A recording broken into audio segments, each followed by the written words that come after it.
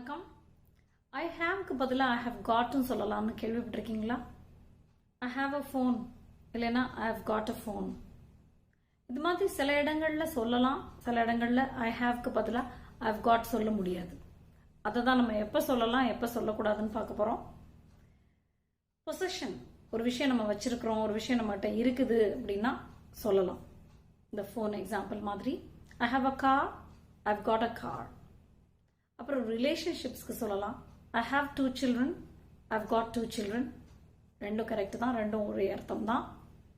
இல்னஸஸ்க்கு சொல்லலாம் I have a headache, I've got a headache. அப்பாயின்மெண்ட்ஸ்க்கு சொல்லலாம் I have a meeting tomorrow, I've got a meeting tomorrow. இது எல்லாத்துக்கும் ஹாவோ have காட்டோ சொல்லலாம். He she இட்டுக்கு நம்ம ஹேஸோ ஹேஸ் காட்டோ சொல்லலாம். எப்போ சொல்லக்கூடாதுன்னா இந்த ஆக்ஷன்ஸ் ஆர் எக்ஸ்பீரியன்சஸ் அப்போ சொல்ல முடியாது. இப்போ நான் காலையில் தினமும் 8 மணிக்கு சாப்பிடுவேன், அந்த சாப்பிட்ற மீனிங்க்கு ஈட்டுக்கு நம்ம ஹேவும் யூஸ் பண்ணுவோம்ல. I have breakfast at 8. இங்கே வந்து நம்ம ஐவ் காட் பிரேக்ஃபாஸ்ட் அட் 8ன்னு சொல்ல முடியாது. பிகாஸ் அது வந்து ஒரு ஆக்ஷன், 8 மணிக்கு சாப்பிடுவேன்னு சொல்கிறது. They have a lot of fun at weekends. So அங்கே வந்து they have a lot of ஃபன்ங்கிறது ஒரு எக்ஸ்பீரியன்ஸ். அங்கேயும் they have got a lot of ஃபன்னு சொல்ல முடியாது.